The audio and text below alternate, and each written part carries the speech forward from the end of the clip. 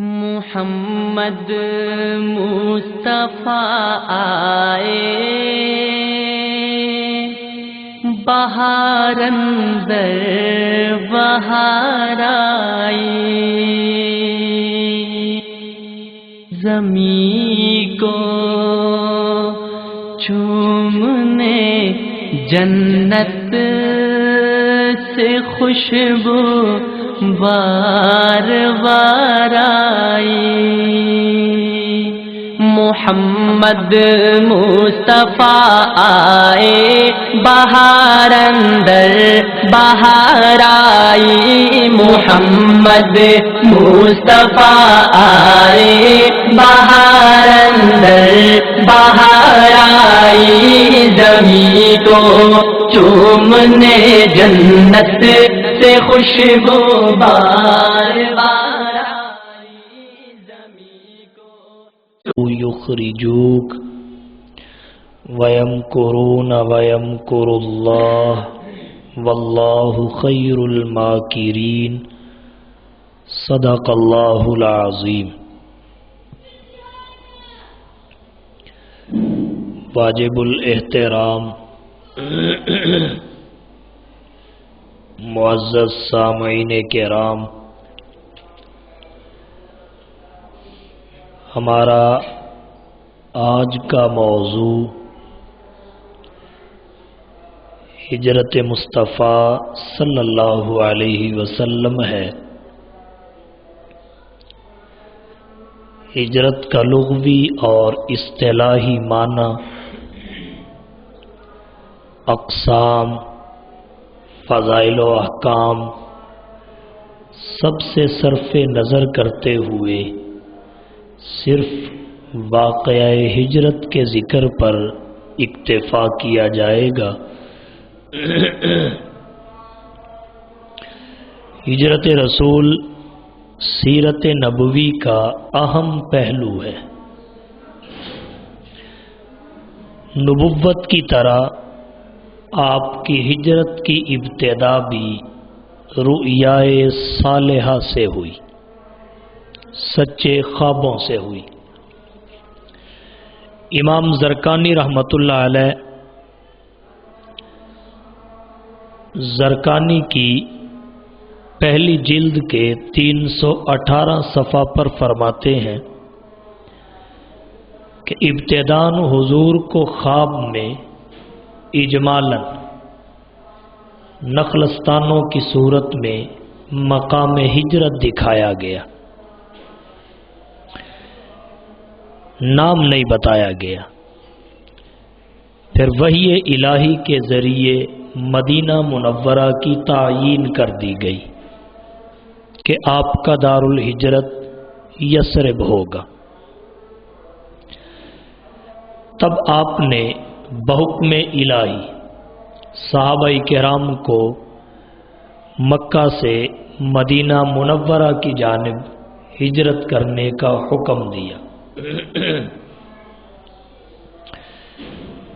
اور یہ حکم بیعت عقبہ کے مکمل ہونے کے بعد تھا۔ صحابہ کرام نے خفیہ طریقے سے ہجرت شروع کر دی۔ سب سے پہلے جناب نبی کریم صلی اللہ علیہ وسلم کے رضائی بھائی ابو سلمہ بن عبد الاسد مخزومی نے ہجرت کا ارادہ کیا اور نکل پڑے۔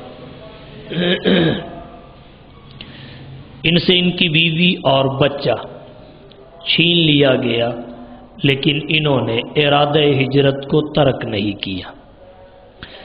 ہجرت کے سفر میں صحابہ کرام کو کون کون سی مشکلات پیش آئیں، وہ بھی ایک مستقل عنوان ہے۔ پھر کسی موقع پر اس پر بھی تفصیلی گفتگو ہوگی۔ آج اس سے بھی صرف نظر کرتے ہوئے ہم آگے بڑھیں گے۔ صحابہ کرام سب کے سب ہجرت کر گئے۔ مکہ مکرمہ میں حضور صلی اللہ علیہ وسلم تھے، حضرت ابو بکر صدیق اور ان کا گھرانہ تھا، حضرت علی رضی اللہ تعالی عنہ تھے، اور چند بے کس اور بے پناہ صحابہ تھے جو کفار کے جال میں پھنسے ہوئے تھے، باقی سب ہجرت کر گئے۔ صحابہ کرام کے ہجرت کر جانے کی وجہ سے سرداران قریش کو پریشانی لاحق ہوئی کہ سب کے سب ہجرت کر گئے ہیں، ایک نہ ایک دن یہ رہ جانے والے افراد بھی یقیناً ہجرت کر جائیں گے، اور اس طرح یہ کسی بھی جگہ بیٹھ کر تمہارے خلاف ایک طاقت جمع کر سکتے ہیں اور تمہیں نقصان پہنچا سکتے ہیں۔ اس کا قبل از وقت انتظام کیا جائے۔ چنانچہ دارالندوہ میں ایک میٹنگ بلا لی گئی۔ دارالندوہ مکہ مکرمہ میں ایک مکان تھا جسے میٹنگ ہال کے طور پر استعمال کیا جاتا تھا، اور اسے تعمیر کیا تھا قصی بن کلاب نے۔ اس میں سب جمع ہوئے، جن میں عتبہ بھی تھا، شیبہ بھی تھا، ابو سفیان بھی تھے، ابو جہل بھی تھا، اور بعض کتابوں میں لکھا ہے انسانی شکل میں شیطان بھی اس میٹنگ میں موجود تھا۔ مشورہ ہوا حضور کے بارے میں کہ باقی تو چلے گئے، ان کے بارے میں کیا کیا جائے۔ ایک شخص نے اپنی رائے پیش کی کہ انہیں قید کر لیا جائے۔ شیطان نے اس رائے کو مسترد کر دیا کہ اگر انہیں قید کرو گے، جو ان کے پیروکار جا چکے ہیں وہ جتھے کی صورت میں حملہ کر دیں گے، تمہیں نقصان ہوگا، یہ رائے ٹھیک نہیں ہے۔ دوسرے شخص نے رائے پیش کی کہ پھر جلا وطن کر دو، وطن سے نکال دو۔ اس پر شیطان نے کہا تم نہ بھی نکالو گے وہ تو خود نکل جائے گا۔ ہجرت وطن چھوڑنے کا نام ہی ہے، وہ تو خود چھوڑنے کو تیار ہے، اور یہ بات ذہن میں رکھ لو، تم نکالو یا وہ نکلے، وہ جہاں بھی جائے گا اس کی زبان کی مٹھاس تم سب کو معلوم ہے، کلام کی شیرینی تم سے مخفی نہیں ہے، وہ جہاں بھی جائے گا لوگ اس کے گرد جمع ہو جائیں گے، جہاں شمع وہاں پروانے، اور تمہارے خلاف ایکشن ہو سکتا ہے۔ یہ بھی رائے ٹھیک نہیں، شیطان نے اسے بھی مسترد کر دیا۔ پھر ابو جہل نے رائے دی کہ نہ قید کرو نہ جلا وطن کرو، بلکہ قتل کر دو، لیکن قتل کا طریقہ انوکھا ہو۔ پوچھا وہ کون سا؟ ابو جہل کہنے لگا قریش کے جتنے بھی قبائل ہیں، تمام قبائل کا ایک ایک نوجوان منتخب کیا جائے اور سب نوجوان اس کے قتل میں شریک ہوں۔ جب تمام قبائل کا نوجوان اس کے قتل میں شریک ہوگا تو بنو عبد مناف تمام قبائل سے لڑ نہیں سکتے، لڑنے سے عاجز آ جائیں گے، پھر معاملہ دیت اور خون بہا پر آ کر ختم ہو جائے گا، اور دیت ادا کرنا ہمارے لیے مشکل نہیں ہے۔ شیطان کہنے لگا یہ رائے سب سے اچھی ہے، اس پر عمل کر لیا جائے، لیکن اس پر عمل درآمد میں دیر نہ ہو، آج رات کو اس منصوبہ کو پائے تکمیل تک پہنچا دو۔ اس بات پر مجلس برخاست ہو گئی کہ آج رات کو خانہ نبوت کا محاصرہ کیا جائے گا اور العیاذ باللہ آپ کا کام تمام کر دیا جائے گا۔ ادھر سے ان کی مجلس برخاست ہوئی اور ادھر جبرائیل وحی لے کر پہنچ گئے۔ اللہ نے سورۃ الانفال کی 30 نمبر آیت میں ان کی مشاورت کا سارا پول کھول دیا۔ फरमाया वइज़ यमकुरु बिकल्लज़ीना कफ़रू लियुस्बितूका औ यक़्तुलूका औ युख़रिजूक वयमकुरूना वयमकुरुल्लाह वल्लाहु खैरुल माकिरीन। और उस वक़्त को याद कर जब आपके बारे में फरेब कर रहे थे। फरेब क्या? लियुस्बितूका, आपको कैद करें, औ यक़्तुलूका, या कत्ल कर दें, औ युख़रिजूका, या आपको जला वतन कर दें। वयमकुरून वयमकुरुल्लाह, वो अपना फरेब कर रहे थे, अल्लाह अपनी तदबीर कर रहा था। वल्लाहु खैरुल माकिरीन, और अल्लाह से किसी की तदबीर बेहतर नहीं हो सकती। बज़रिए वही अल्लाह ने अपने हबीब को सारा मंसूबा बता दिया, फिर कुछ अहकामात भी दिए। एक ये कि आप इस रात को अपने घर में नहीं गुजारेंगे। नंबर 2, आप हिजरत करेंगे। नंबर 3, निकलते वक्त ये दुआ पढ़ेंगे, कुर रब्बी अदखिलनी मुदखला सिद्क़िन व अखरिजनी मुखरज सिद्क़िन वजअल्ली मिन लदुनका सुल्तानन नसीरा। फतहुल बारी की 7वीं जिल्द के 177 सफ़ा पर यह दुआ जिक्र की गई। अल्लाह ने यह हुक्म दिया कि इस दुआ को पढ़ते हुए आप निकलेंगे। और तफसीर हसन अस्करी में ये बात भी लिखी हुई है, जिब्राइल ने यह पैगाम भी पहुंचाया, इन्नल्लाह अमरका अन तस्तस्हिबा अबा बकर। अल्लाह आपको हुक्म देते हैं कि आप हिजरत के सफ़र में अबू बकर को रफ़ीक़े सफ़र बनाकर ले जाएंगे। तो पहला हुक्म, रात आप घर में नहीं गुजारेंगे। दूसरा हुक्म, हिजरत करेंगे। तीसरा हुक्म, कुर रब्बी अदखिलनी मुदखला सिद्क़िन व अखरिजनी मुखरज सिद्क़िन वजअल्ली मिन लदुनका सुल्तानन नसीरा, दुआ पढ़कर जाएंगे। और चौथा हुक्म, अबू बकर के साथ जाएंगे। ये अहकामात जनाब नबी करीम सल्लल्लाहु अलैहि वसल्लम को हिजरत के लिए अता किए गए। हुजूर जाने लगे। आपके वहां से निकलने से पहले खाना अक़दस का मुहासरा कर लिया गया। आपने हजरत अली को कहा, आप मेरे बिस्तर पर सो जाएं। हजरत अली को बिस्तर पर सुलाया और उन्हें फरमाया, ये लोगों की अमानतें मेरे पास हैं, सुबह को वापस कर देनी है, फिर आपने मदीना तैयबा आ जाना है। हजरत अली को जब नबी ने अपना बिस्तर दिया, मौलाना इदरीस कांदलवी रहमतुल्लाह अलैह ने सीरतुल मुस्तफ़ा में लिखा है, ख्वाजा मोहम्मद इस्लाम ने महबूब के हुस्नो जमाल के मंजर में लिखा है, नबी ने सबज चादर दी कि ये सबज चादर ओढ़कर सो जाइए। सबज चादर के देने में हिकमत क्या है? मेरा ज़ौक़ और विजदान ये कहता है, नबी ने अली को सबज चादर देकर लोगों को ये मसला समझाया है कि सबज चादर अली के लिए है, सबज गुंबद सिद्दीक के लिए। अली सबज चादर में सोएगा, सिद्दीक सबज गुंबद में सोएगा। और अब कहो तो यूं कहोगे कि अली सबज चादर में सोया था और अबू बकर सबज गुंबद में सो रहा है, आज भी सो रहा है। नबी ने सबज चादर दे दी और सबज चादर देकर वहां से निकलने लगे।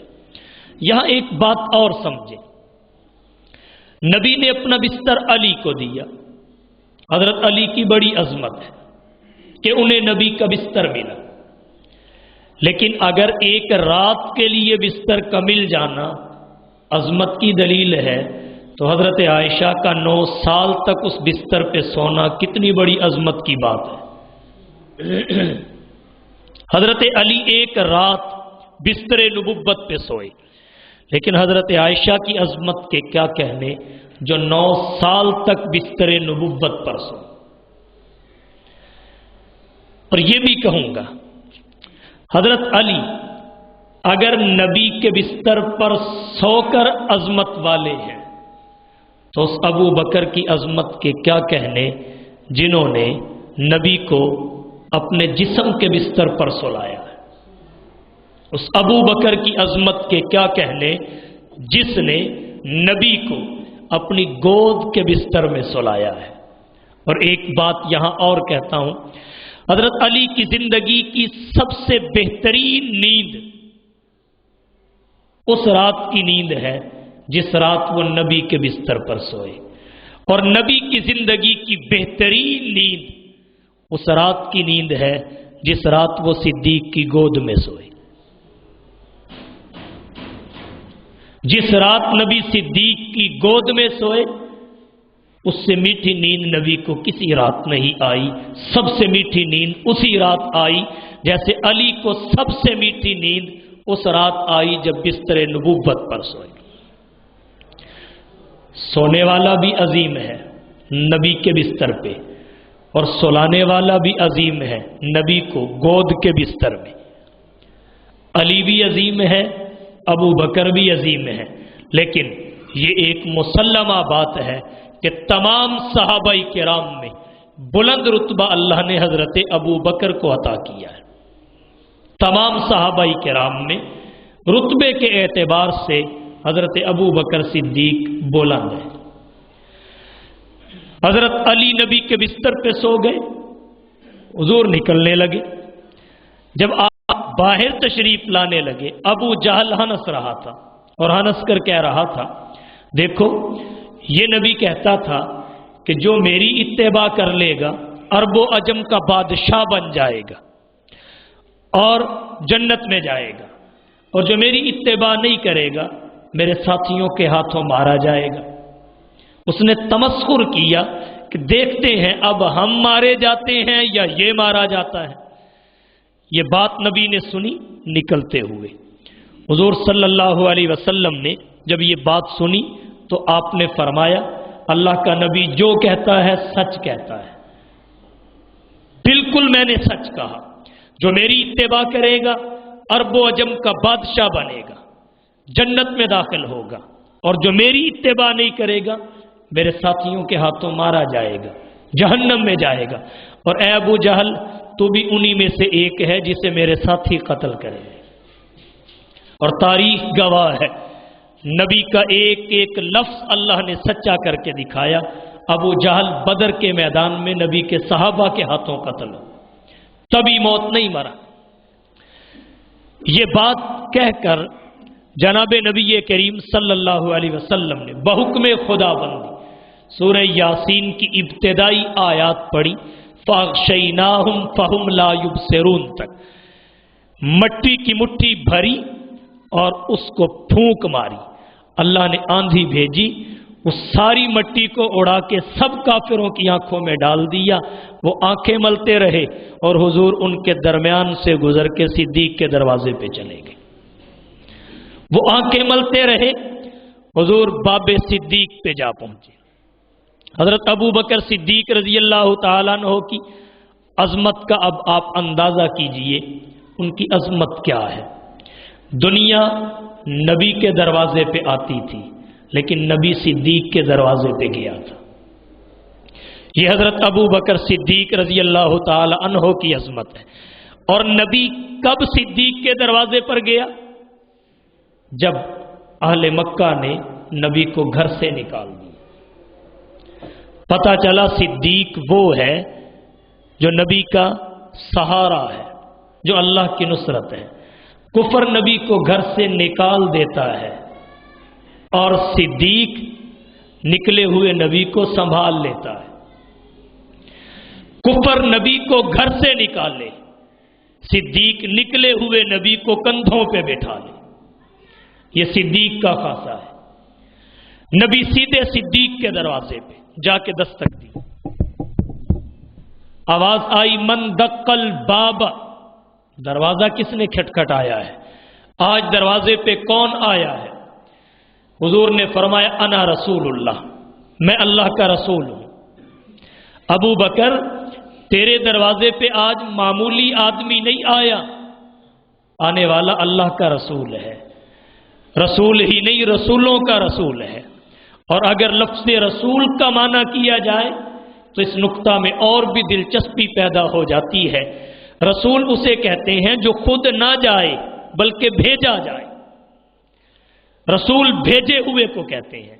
जब नबी ने कहा अना रसूलुल्लाह, अबू बकर समझ गए कि नबी कह रहा है अबू बकर तेरे दरवाजे पे आज मोहम्मद अपनी मर्जी से नहीं खुदा का भेजा हुआ आया है, खुदा का भेजा हुआ आया है।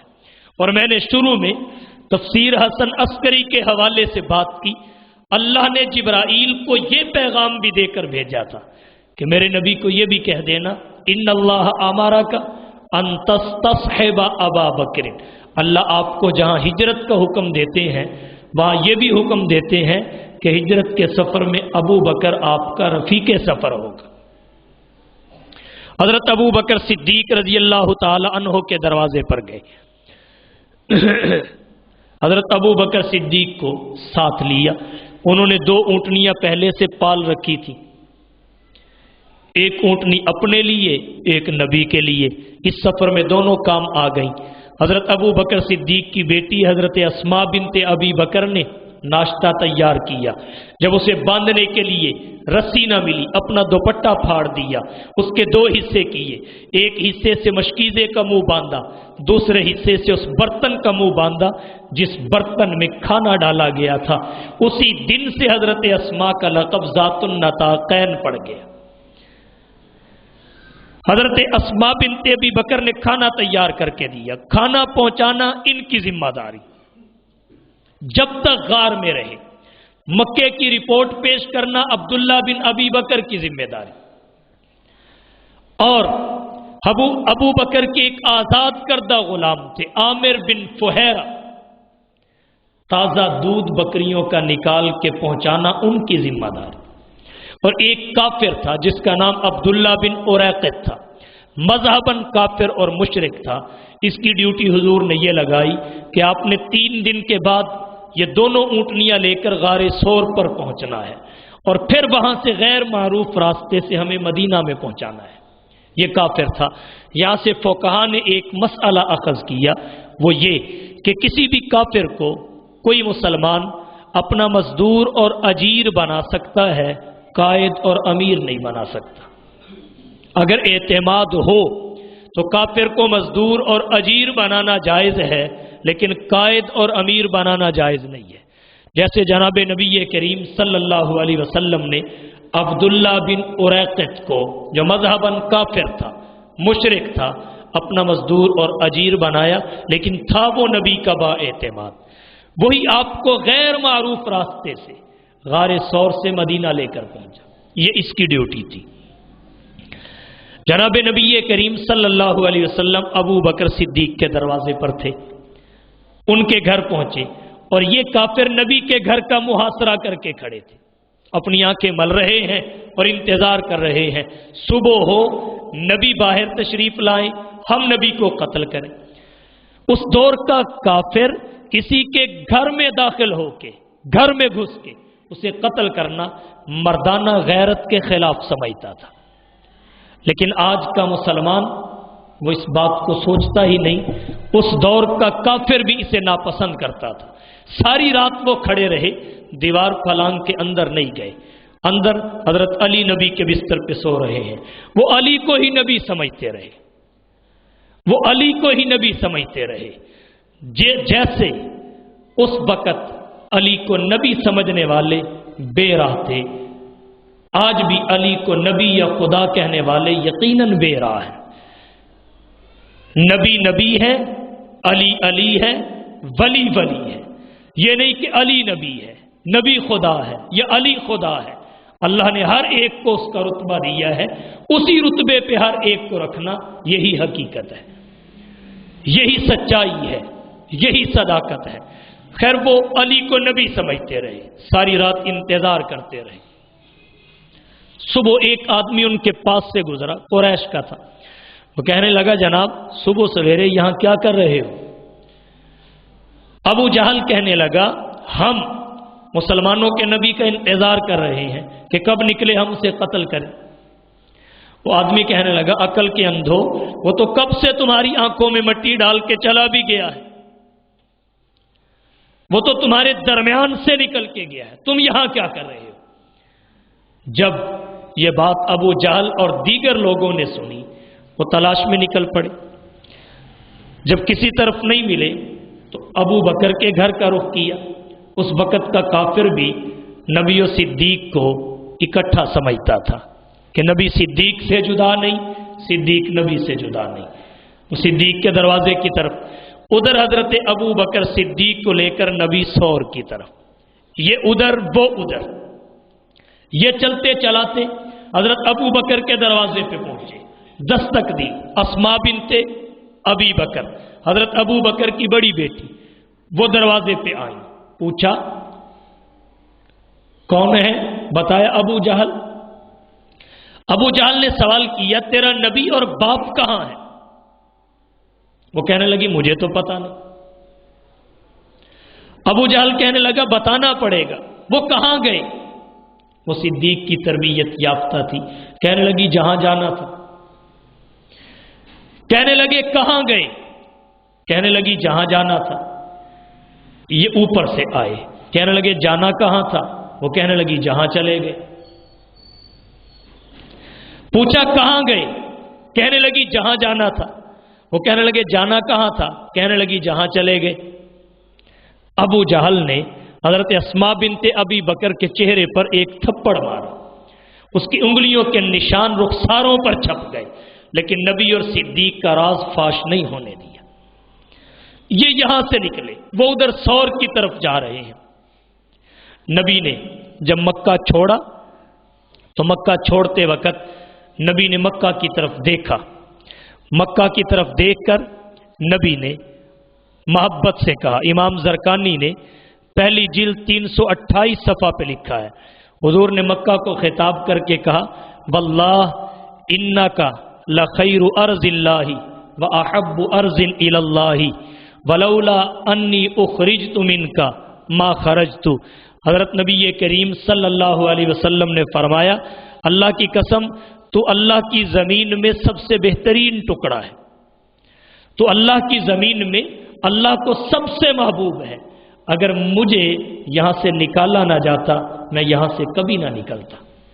محققین یہاں سے ایک نقطہ اخذ کرتے ہیں، وہ نقطہ یہ ہے کہ مدینے سے مکہ افضل ہے، مدینے سے مکہ بہتر ہے، لیکن یہ بھی آج بہت بڑی جہالت ہے، ہمارے جاہل دوست مدینے کو مکہ سے افضل کہتے ہیں، اگرچہ وہاں محمد مصطفیٰ، احمد مجتبیٰ، حبیب کبریا، فخر الانبیاء، سید الورا، شمس الضحیٰ، بدر الدجا، لا یمکن الثنا، مکین گنبد خضرا صلی اللہ علیہ وسلم ہجرت کر کے تشریف لے گئے، وہاں رہے، وہیں پہ انتقال فرمایا، وہیں پہ نبی کی تدفین ہوئی، سب کچھ اپنی جگہ ہے، لیکن شہر مدینہ سے شہر مکہ افضل ہے۔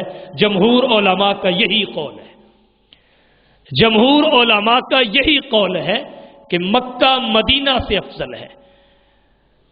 رہا وہ خطہ، رہا زمین کا وہ ٹکڑا جس میں جناب نبی کریم صلی اللہ علیہ وسلم محو استراحت ہے، وہ تو عرش سے بھی اعلیٰ ہے، اس کے مقام کے تو کہنے ہی کیا، بات شہر کی ہے، شہر مکہ شہر مدینہ سے افضل ہے، یہی جمہور کا قول ہے۔ حضور صلی اللہ علیہ وسلم مکہ سے نکلے، صدیق کے گھر سے غار ثور تک جو اس وقت 4 میل کا سفر بنتا تھا، اب تو مکہ کی آبادی بہت آگے چلی گئی ہے، یہ پیدل سفر کیا، پیدل۔ اونٹنیاں لانے کا حکم عبداللہ بن اریقط کو دیا کہ آپ 3 دن بعد فلانے وقت پہ اونٹنیاں لے کر ثور کے منہ پہ پہنچ جائیں، اس وقت ہم نے وہاں سے نکلنا ہے۔ یہ سفر پیدل کیا، چلتے جا رہے ہیں، چلتے جا رہے ہیں۔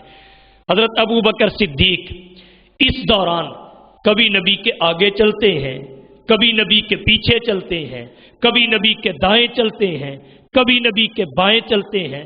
حضور نے اس طرح بکھر کے چلنے کو دیکھ کر سوال کیا ابو بکر آج کیسے چل رہے ہو؟ کیا چلنا نہیں آتا؟ اللہ کے رسول کیوں نہیں؟ चलना ही आपके साथ चल के आया है, आगे पीछे दाएं बाएं क्यों चलते हो? अल्लाह के रसूल, जब मुझे खतरा महसूस होता है कि दुश्मन पीछे से हमला करेगा, मैं आपके पीछे आ जाता हूं। जब मुझे खतरा महसूस होता है कि दुश्मन घात लगा के बैठा है, वो आगे से हमला करेगा, मैं आगे आ जाता हूं। जब मुझे खतरा महसूस होता है वो दाएं से आएगा या बाएं से आएगा, मैं उसी तरफ चला जाता हूं। हुजूर ने फरमाया, अच्छा अबू बकर, तू ये चाहता है कि तू मारा जाए, मैं बच जाऊं? हजरत अबू बकर सिद्दीक ने अर्ज किया, जी अल्लाह के रसूल, मैं यही चाहता हूं कि मैं मारा जाऊं, आप बच जाएं। मैं मारा जाऊं, आप बच जाएं। मैं खुद मर के भी आपको तहफ्फुज देना चाहता हूं। ये नबी की सिद्दीक से, सिद्दीक की नबी से मोहब्बत है। चलते जा रहे हैं, चलते जा रहे हैं, चलते चलते एक जगह वो भी आई, नबी थक गए।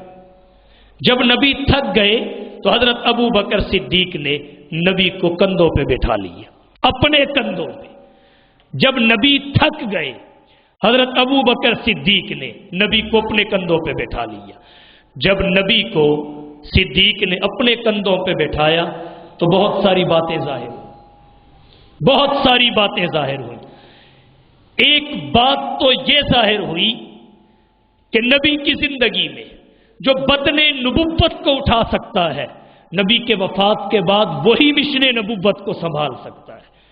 जो बदने नबुव्वत को संभालेगा वही वफात रसूल के बाद मिशने नबुव्वत को संभालेगा।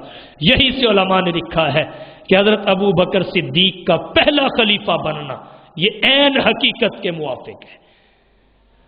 नबी के बदन को उठाना ये कोई मामूली बात नहीं, क्योंकि नबी के सीने में कुरान था, नबी के सीने में कुरान था।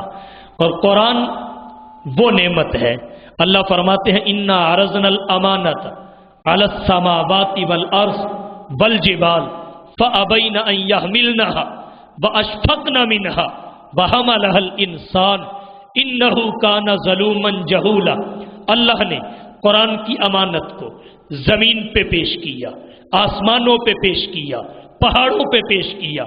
जमीन, आसमान, पहाड़ सब के सब डर गए, कपकपाने लगे, उठा ना सके। इंसान ने कुरान को उठा लिया तो कुरान वो है जिसे जमीन न उठा सकी, आसमान न उठा सके, पहाड़ न उठा सके। कुरान को नबी ने उठाया और कुरान समेत नबी को सिद्दीक ने उठाया। यहां से आप अंदाजा कर सकते हैं सिद्दीक की रूहानी कुव्वत कितनी थी, सिद्दीक की बातिनी कुव्वत कितनी थी, सिद्दीक अंदरूनी तौर पे कितना मजबूत था। और नबी को उठाना ये जिस्मानी ताकत से नहीं उठाया जा सकता, नबी को जिस्म की ताकत से नहीं उठाया जाता, नबी को रूह की ताकत से उठाया जाता है, नबी को ईमान की ताकत से उठाया जाता है, नबी को बातिन की सफाई की ताकत से उठाया जाता है। और जितनी कसीर मिकदार में ये सब चीजें अल्लाह ने सिद्दीक को दी थी, किसी के पास नहीं थी। हजरत अबू बकर सिद्दीक रजी अल्लाह ताला अन्हो ने नबी को अपने कंधों पे उठा लिया, कंधों पे लेके चल रहे हैं। एक बात यहां से ये भी समझ में आई, जब नबी को सिद्दीक कंधों पर बैठा कर चले तो ऊपर नबुव्वत नीचे सदाकत, यही मंजर था। ऊपर नबुव्वत नीचे सदाकत। और अल्लाह ने भी कुरान में यही कहा कि ऊपर नबुव्वत नीचे सदाकत, सरहदें मिली हुई है। फ़उलाइका मअल्लज़ीना अनअमल्लाहु अलैहिम मिनन नबिय्यीन वस्सिद्दीक़ीन वश्शुहदाई वस्सालिहीन। नबी के फरामीन में भी यही है, अना मदीनतुल इल्मी अबू बकरिन असासुहा। ऊपर नबुव्वत फिर सदाकत। और अल्लाह ने सिद्दीक से भी यही करवा दिया कि ऊपर नबी के जिस्म को सिद्दीक के कंधों पे लाके नबुव्वत को कर दिया और सिद्दीक को सवारी बना के नीचे सदाकत को कर दिया, ताकि पता चल जाए कि नबुव्वत तक वही पहुंच सकता है जो सदाकत का एहतराम करके आता है। नबुव्वत तक वही पहुंच सकता है जो सदाकत का एहतराम करके आता है। जिसने सिद्दीक का मर्तबा नहीं पहचाना वो नबी का कभी नहीं पहचान सकता, क्योंकि उन्हीं में से नबी चुने जाते हैं जो सिद्दीकियत के मकाम पे होते हैं। اللہ نے فرمایا وذکر فی الکتاب ابراہیم انہ کان صدیقا نبیا، صدیق پہلے ہوتے ہیں، پھر صدیقین میں سے انبیاء بنا دیے جاتے ہیں، تو نبوت کے مقام پہ وہی پہنچتا ہے جو پہلے صدیق ہوتا ہے۔ لیکن ہر صدیق نبی نہیں بنتا، ہر نبی صدیق ضرور ہوتا ہے۔ تو اللہ نے نبی کو صدیق کے کندھوں پہ بٹھایا تاکہ دنیا کو پتہ چل جائے پہلے صداقت پھر نبوت۔ جس نے صداقت کو نہیں پہچانا وہ نبوت کو نہیں پہچان سکتا، اس وجہ سے کہ ہم نبوت تک صحابہ کی برکت سے پہنچے ہیں۔ ہمیں نبوت کے بارے میں جو بھی ملا ہے صحابہ کے ذریعے ملا ہے۔ صحابہ نے نبی کی چال کو محفوظ کیا، نبی کے حال کو محفوظ کیا، نبی کے قال کو محفوظ کیا، نبی کی پوری زندگی محفوظ کر کے امت کے حوالے کی۔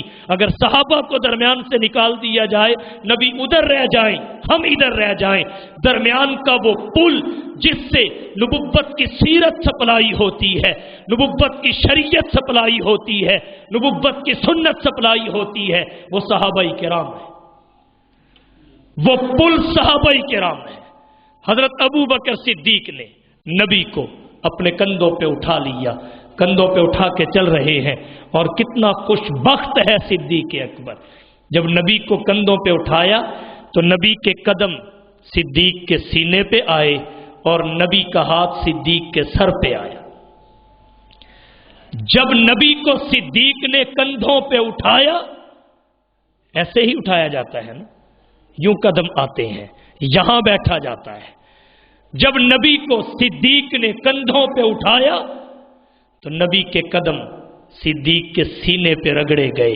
جب صدیق کے سینے پہ نبی کے قدم رگڑے گئے تو جہاں اسماعیل کے رگڑے گئے تھے وہاں سے زمزم کا چشمہ بہا تھا، اور جہاں نبی کے رگڑے گئے تھے وہاں سے صداقت کا چشمہ پھوٹا تھا۔ قدم سینہ صدیق پہ اور ہاتھ سر صدیق پہ، اور جس کے سر پہ نبی کا ہاتھ ہو اس سے نیک بخت کون ہوگا؟ جس کے سر پہ نبی کا ہاتھ نہیں، دونوں ہاتھ ہو۔ اور جب تک کندھوں پہ بیٹھنے والا اپنے ہاتھ بٹھانے والے کے سر پہ نہ رکھے بیٹھ ہی کب سکتا ہے؟ نبی نے اپنے دونوں ہاتھ صدیق کے سر پہ ہجرت کی رات رکھ کے دنیا کو بتا دیا صدیق کو کچھ نہ کہنا، کیونکہ اس پہ محمد مصطفیٰ کے دونوں ہاتھ ہیں، اس پہ محمد مصطفیٰ کے دونوں ہاتھ ہیں۔ اس طرح حضرت ابو بکر صدیق رضی اللہ تعالی عنہ نبی کو لے کر غار ثور کے منہ پر پہنچ گئے۔ غار ثور کے منہ پہ حافظ صحابی رحمت اللہ علیہ نے اور امام آلوسی نے لکھا ہے، جب ثور کے منہ پر پہنچے نبی کو اتارا، فرمانے لگے اللہ کے رسول آپ تھوڑی دیر باہر قیام فرمائیں، پہلے میں اندر جاتا ہوں، میں اندر جاتا ہوں۔ پہلے خود اندر گئے۔ سوال یہ ہے ہر کام میں حضور اول ہے، صدیق ثانی ہے، یہاں ترتیب کیوں بدلی ہے؟ حضور ثانی اور غار میں جانے میں صدیق اول کیوں ہے؟ یہاں سے ایک نقطہ سمجھ میں آتا ہے، اللہ نے شاید یہ ترتیب بدل دی تاکہ دنیا کو یہ بات سمجھ میں آ جائے کہ غار میں اس وقت تک نبی نہیں جاتا جب تک صدیق نہیں آتا۔ بالکل اسی طرح اس دل میں بھی نبی اس وقت تک نہیں آتا جس میں صدیق پہلے سے نہیں ہوتا۔ غار میں پہلے صدیق جائے گا پھر نبی آئے گا، دل میں بھی پہلے محبت صدیق کی آئے گی پھر نبی کی آئے گی۔ جس دل میں محبت صدیق کی نہیں ہوگی اس دل میں نبی کی محبت کبھی نہیں آ سکتی۔ گو زبان سے دعوی محبت رہے لیکن نبی کی محبت وہی قرار پکڑتی ہے جہاں صدیق کی محبت مقناطیس بن کے پہلے بیٹھی ہوتی ہے۔ گئے غار کو صاف کیا، سارا غار صاف کیا، جب صاف ہو گیا سوراخ واضح ہوئے، اپنے جسم سے کپڑے اتار کے سوراخ بند کیے، ستر چھپانے کے بقدر کپڑا جسم پہ رہا، ایک سوراخ رہ گیا اس پہ اپنی ایڑی رکھی، پھر نبوت کو اندر آنے کی دعوت دی۔ حضور صلی اللہ علیہ وسلم اندر تشریف لے گئے۔ حضرت ابو بکر صدیق نے اپنی جھولی کو، اپنی گود کو بستر بنا دیا اور حضور کو کہا اللہ کے رسول اب جی بھر کے سوئیے، ابو بکر پہرا دے گا، اب جی بھر کے نیند کیجئے، صدیق پہرا دے گا۔ گویا صدیق کا یہ پہرے داری کا تبادلہ تھا نبی سے۔ نبی سے تبادلہ تھا کہ آج دشمن نبی کے ہیں، پہرا صدیق دے گا، کل دشمن صدیق کے ہوں گے، پہرا نبی دے گا۔ صدیق جاگ کر پہرا دے گا اور نبی روزے میں سلا کر پہرا دے گا۔ صدیق 3 راتیں پہرا دے گا، نبی قیامت تک پہرا دے گا۔ تبادلہ ہے دفاع کا، تبادلہ ہے حفاظت کا۔ حضرت ابو بکر صدیق نے اپنی جھولی میں حضور کو سلایا، حضور سو گئے، اور حضور کو اتنی میٹھی نیند کبھی نہیں آئی جتنی میٹھی نیند صدیق کی جھولی میں آئی۔ حضرت علی بھی یہی کہتے ہیں نا کہ اتنی میٹھی نیند میں کبھی نہیں سویا جتنی میٹھی نیند نبی کے بستر پہ سویا، کیونکہ حضور نے کہا تھا علی تو نے لوگوں کی امانتیں واپس کرنی ہیں، اور وہ صبح کو کرنی ہے۔ جب حضور نے کہا صبح کو امانتیں واپس کرنی ہے، میں سمجھ گیا کہ آج رات کو اسرائیل تجھے کچھ نہیں کہہ سکتا۔ پھر حضور نے یہ کہا امانتیں واپس کر کے مدینہ میں آنا ہے، مجھے ان کا ڈر بھی جاتا رہا کہ یہ بھی تجھے نہیں مار سکتے کیونکہ تو نے مدینے میں بھی جانا ہے۔ اور یہ بات اللہ کے رسول نے کہی ہے۔ سب کی باتیں جھوٹی ہو سکتی ہیں لیکن اللہ کے رسول کا ایک لفظ بھی جھوٹا نہیں ہو سکتا۔ جیسے علی کی زندگی کی سب سے میٹھی نیند اس رات کی تھی جب وہ نبی کے بستر پہ سوئے، اسی طرح نبی کی بھی زندگی کی سب سے میٹھی نیند اس رات کی تھی جب وہ صدیق کی جھولی میں سوئے، کیونکہ اس صدیق کی جھولی کو اللہ نے اپنی نصرت قرار دیا۔ الا تنصروہ فقد نصرہ اللہ اذ اخرجہ الذین کفروا ثانی اثنین اذ ہما فی الغار۔ اسے مفسرین کی اصطلاح میں آیت الغار کہتے ہیں۔ اس میں کیا لطائف ہیں، کیا اسرار ہیں، کیا معانی چھپے ہوئے ہیں، اس پہ تفصیلی کلام ہم اگلے جمعہ کو کریں گے انشاءاللہ العزیز۔ سارے نقطے جو علماء نے لکھے ان میں سے بڑے بڑے اہم نقطے جو ہیں وہ آپ کے گوش گزار کریں گے اور بڑی دلچسپ گفتگو ہوگی۔ آج کے اس جمعہ میں ان پہ بحث نہیں کرتا کیونکہ ہمارے گجرانوالہ میں 2 باہر سے مہمان آج تشریف لائے ہوئے ہیں جمعہ کے لیے۔ مولانا الیاس گھمن صاحب کا جمعہ بھی آج یہاں کالونی کی ایک مسجد میں ہے، اور قاضی مطیع اللہ صاحب کا جمعہ بھی آج گجرانوالہ میں ہے۔ ہمارے سارے ساتھی شریک نہیں، اس لیے وہ میں عنوان اگلے جمعہ تک مؤخر کر رہا ہوں۔ اس کی تمہید آج کے جمعہ میں ہے، تمہید آج کے جمعہ میں ہے۔ عرض میں نے یہ کیا نبی کی سب سے میٹھی نیند یہ تھی جو وہ صدیق کی جھولی میں سوئے، اور اللہ نے یہ بھی عجیب اتفاق رکھا ہے، نبی کا ہجرت کا سفر ہو، گود صدیق کی ہوتی ہے، آرام کرنے والا نبی ہوتا ہے۔ سفر ہجرت میں گود صدیق کی، سونے والا نبی، اور سفر آخرت میں گود صدیقہ کی، آخرت کی طرف جانے والا نبی۔ ہجرت میں گود صدیق کی اور آخرت میں گود صدیقہ کی، یہ شرف اللہ نے صدیق کے خاندان کو بخشا ہے کہ جتنی نبی کی قربت انہیں ملی ہے عرب کے کسی فرد کو نہیں ملی، عرب کے کسی خاندان کو نہیں ملی۔ تو عرض میں نے یہ کیا جناب نبی کریم صلی اللہ علیہ وسلم کو سلا دیا۔ حضرت ابو بکر صدیق نے جب سوئے، حضرت امیر شریعت سید عطا اللہ شاہ بخاری رحمۃ اللہ علیہ اس واقعہ کو بیان کرتے ہوئے فرمایا کرتے تھے، یوں لگتا تھا جیسے صدیق کی گود ریحل ہو، نبی کا چہرہ قرآن ہو، اور ابو بکر اس کو اوپر دیکھ کر تکتا ہوا قاری قرآن ہو۔ ابو بکر صدیق کی جھولی ریحل لگتی تھی، نبی کا چہرہ قرآن تھا، والضحیٰ قرآن ہے، فولی وجہک شطر المسجد الحرام قرآن ہے، الم نجعل لہ عینین ولسان وشفتین نبی کا چہرہ ہے، اللہ کا قرآن ہے۔ ابو بکر کی جھولی ریحل ہے، نبی کا چہرہ قرآن ہے، اور ابو بکر اوپر بیٹھا ہوا قاری قرآن ہے جو اس کی مسلسل تلاوت کر رہا ہے، نبی کے چہرے کو دیکھ رہا ہے، حسن و جمال کو دیکھ رہا ہے، شباب و کمال کو دیکھ رہا ہے، چہرے کی حشاشت و بشاشت کو، فرحت و مسرت کو، وجاہت ملاحت، لمعانیت نورانیت اور لطافت کو دیکھ رہا ہے۔ اور نبی کا چہرہ وہ ہے جس جس پہ ایمان کی حالت میں ایک نظر بھی پڑ جائے جہنم کی آگ تو آگ رہی، جہنم کا دھواں بھی حرام ہو جاتا ہے۔